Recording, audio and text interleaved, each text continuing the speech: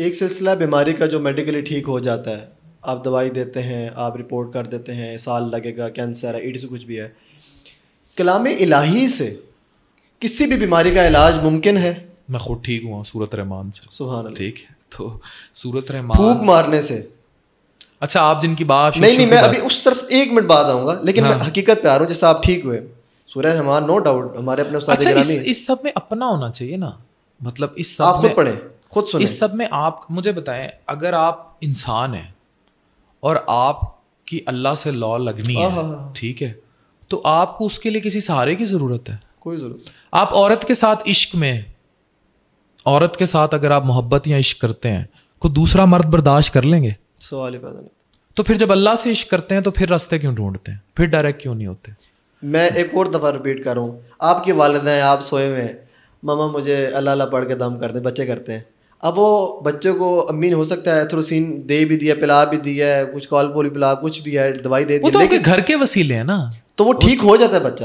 ہاں ہو جاتا ہے. تو اس کا ذہنی طور پر بھی تو نہیں ہوتا ہے کہ ایک بچہ اسپرچوئل ہے, روح ہے, یہ وہ دنیا ہے جس میں آپ بہت زیادہ ڈیپتھ میں جاتے جائیں گے نا, اور بہت زیادہ اس دنیا کے بارے میں سوچتے جائیں گے, تو آپ کو اس کی کنیکٹیوٹی سمجھ آئے گی. یہ پھر وہی واسفیت کے سلسلے ہیں, یہ وہی بانو قدسیہ, اشفاق احمد اور واصف علی واصف, یہ وہ سلسلے ہیں جن کو پھر پڑھنے کے لیے پہلے ٹھوکر ضروری ہے. وہ ٹھوکر جس کو پڑھے گی پھر وہ ان سلسلوں کو سمجھے گا. تو مجھے نہیں سمجھ آتی کہ ایک تو ہے نا کہ آپ نے قبروں کو پوجنا ہے, ٹھیک ہے, کہ یہ گدی نشین ہے, جہالت اتنی زیادہ ہے, اور یہ عام اس لیے بھی ہو جاتے ہیں because they are very cheap source of getting treatment. ٹھیک ہے, سستے ہیں نا, پھونک مروا لی, جا کے دم کرا لیا, چیزیں کر لی. یہ بالکل ایگزسٹ کرتے ہیں, لیکن کسی قبر کے گدی نشین سے پھونک مروانے کا کانسیپٹ مجھے نہیں سمجھ آتا. اس پہ کرامات کیسے ہو گئی بھائی؟ جب آپ ایک بات کرتے ہیں کہ جناب کوئی اور جو ہے وہ ولی نہیں ہے, کوئی اور وہ, مطلب یہ بات ہے نا, تو پھر کسی اور پہ کرامت کیسے آ سکتی ہے؟ مطلب یہ تو اللہ کی آپ کے ساتھ ڈائریکٹ سلسلے ہیں نا. ایون آپ کی مدر کے تھرو یا فادر کے تھرو ہے دعا کرانا, وہ تو آپ کے ڈائریکٹ سلسلے ہیں نا اللہ سے, ماں کے تھرو بھی.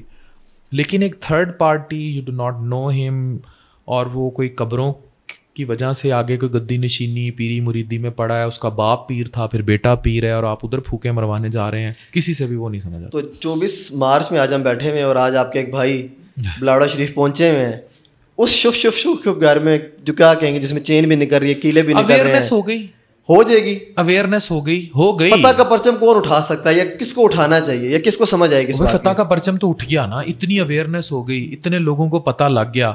میری ذاتی رائے میں اقرار کو اپنی فیملی اور اپنی سیفٹی دیکھنی چاہیے تھی. وہ کہتے ہیں میں یہ بارڈر کراس کر, یہ کام اداروں کو دیکھنا چاہیے تھا. اس میں ہمارے جب ملک میں قانون موجود ہے, سارا کچھ موجود ہے, تو اس کام میں اداروں کو انوالو ہونا چاہیے, نہ کہ ہمیں جمپ ان کرنا چاہیے. اگر یہ عدالت لگے گی نا اس طرح کی, ٹھیک ہے, پھر تو آپ کے ہاتھ میں بھی کیمرہ ہے, میرے ہاتھ میں بھی کیمرہ ہے. چلیں ایک آخری سوال اس حوالے سے, اگر اقرار بھائی جیت جاتے ہیں, اپنا موقف دے پاتے ہیں, جیت گیا, اور کیسے جیتنا ہے؟ ایک لیول پر آ کے میڈیا پہ ایک چیز شائع ہو جاتی ہے کہ وہ اپنی ہار مان لیتے ہیں, کوئی ایسی چیز ہوتی ہے, ہماری عوام پھر بھی اویئر ہو جائے گی. اس کا فین کلب اور ہے, ٹھیک ہے, اقرار کا فین کلب اور ہے, ٹھیک ہے. اقرار کے فین کلب کو پہلے بھی پتا تھا دیٹ از بیڈ, ٹھیک ہے.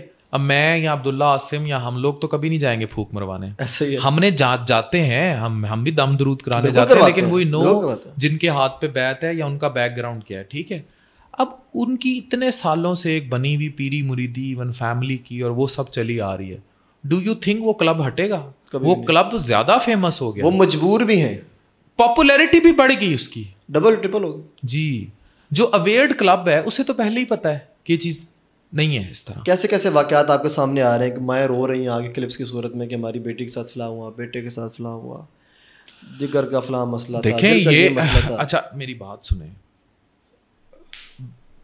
بہت بیوقوف تھے وہ لوگ, بالکل ایسا ہی ہے, ٹھیک ہے.